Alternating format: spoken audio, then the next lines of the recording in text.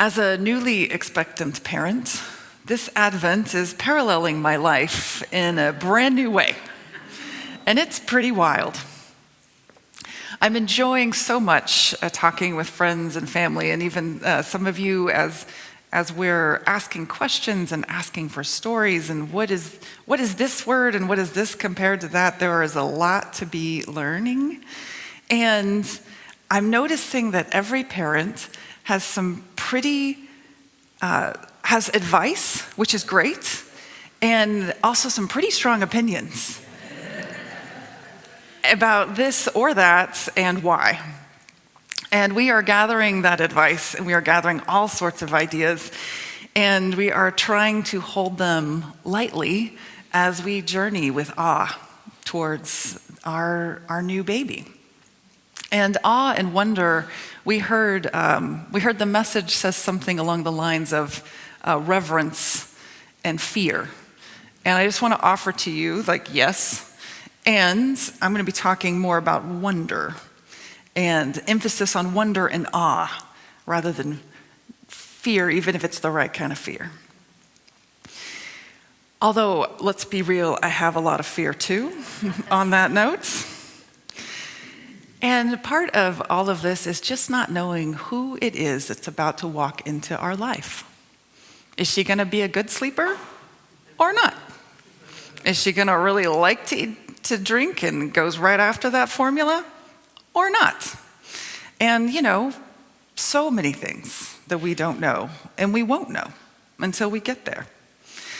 And that's true of all of us, right? Nobody quite knows who that person is going to be until they get here. And that sense of knowing is kind of this knife's edge between sheer terror and overwhelming awe and wonder. And wonder can cause us to do some new things. If you look at Elizabeth and Zachariah, they have been getting ready. 9 months and an extra week, and they have been preparing for this day when they introduce their son into their wider community. And part of the ritual of the day is to name their son. And naming of a child is part of this parenting ritual. We have a book at home, it's this big, and we're going through and doing all of this, right? We're definitely not going to get through that book. But this ritual is one of those rituals that is a part of this journey. And our older couple has witnessed and dreamed this moment. They have witnessed this moment probably more times than they can count in their little village. And their culture and their society, this ritual has prepared them to take part in the new way in this ritual for their son from your family. It gives him a place in the lineage of your house. It secures your line, your family, your property, your home for the next generation and the next generation, and this is how it is done. And the community knows that on this particular day with this particular couple, nothing has gone quite the way it typically does. And you might call that miraculous. Because they know Zachariah has had some sort of vision from God that left him mute. And they know that Elizabeth is pregnant and she's older than dirt. And they haven't seen that before either. And they have witnessed all of these things, and yet their response on this day is in the same way they always respond, which is tradition. Right? Now, I have to say, there is a wonderful place for tradition, right? As the holder of such things in this space, I'm in. And there is a blessing to having that same ritual over and over, and there is real joy that can be found in that. But sometimes, those traditions, the ways that we've always done things, sometimes they squeeze out any room and wonder and awe towards new expressions of what God is trying to do in this moment. And we do that too, right? We're the crowd much of the time. While we may want to allow joy and wonder and awe to lead us, most of us also appreciate the feeling of the earth beneath our feet. We appreciate knowing that if we do X, Y will follow. We like certainty, and it can simply be too scary to go with all of that joy and awe stuff, because that's for kids, but when you get to be my age, you know how this goes. We adults, myself included, appreciate the predictable. And when I first looked at this at this passage, I was drawn, when I first looked at this passage and I saw the crowd and I was like, I wonder what's going on with them and with awe and with wonder. I wonder what it is that they're thinking about when this new thing happens.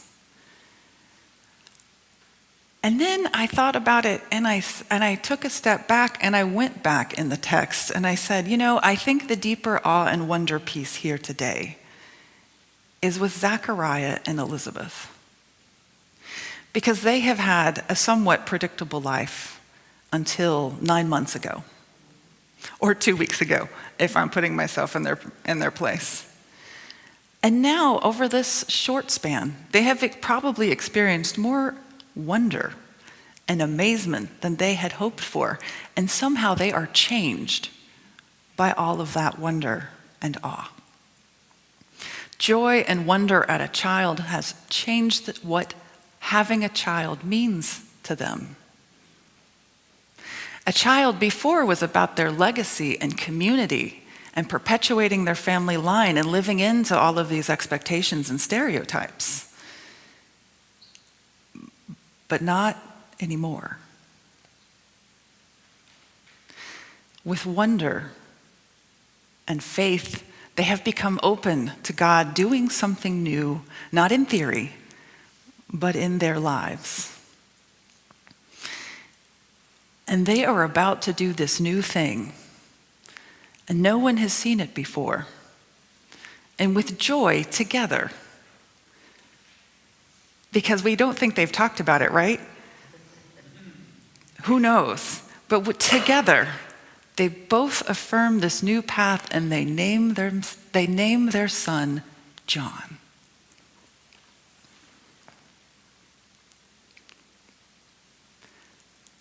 I wonder how it is for us to sit with wonder and awe. And how do we let that lead us to doing a new, bold thing?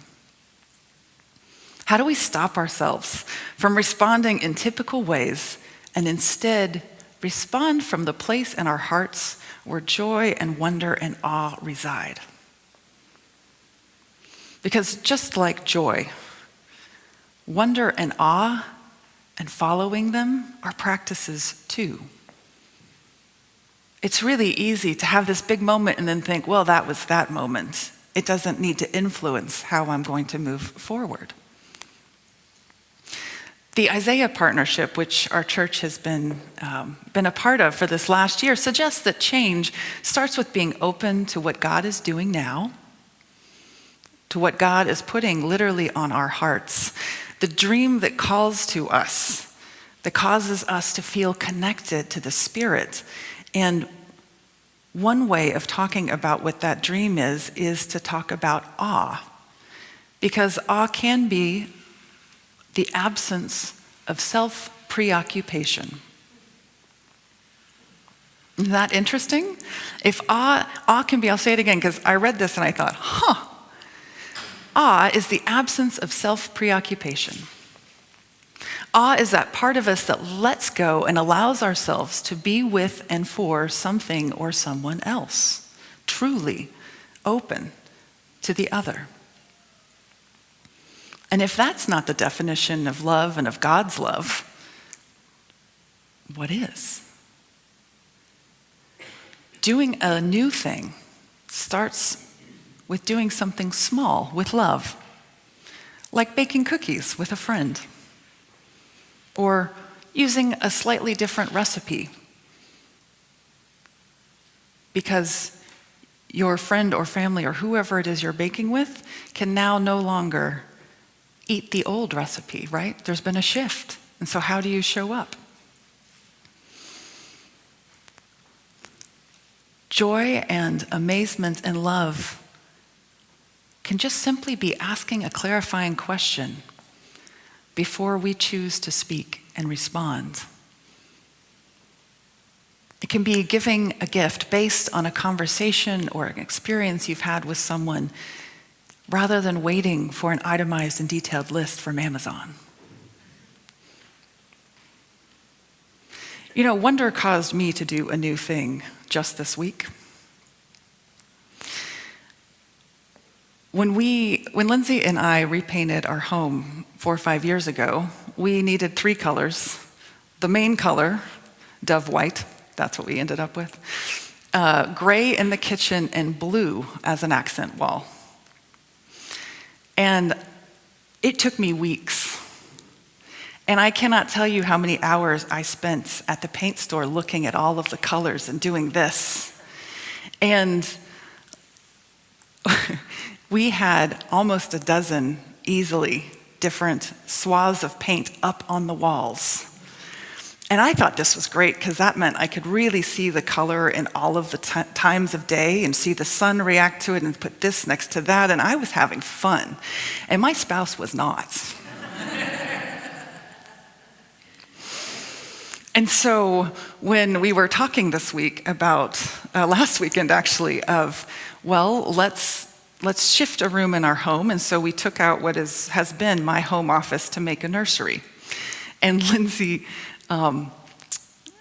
kind of sat me down and said, you know, let's talk about what this should really look like. And we did that. And then I said, we're going to paint one wall green, just one wall. And I said, I'll take care of this. And I got a look. I got a real look like,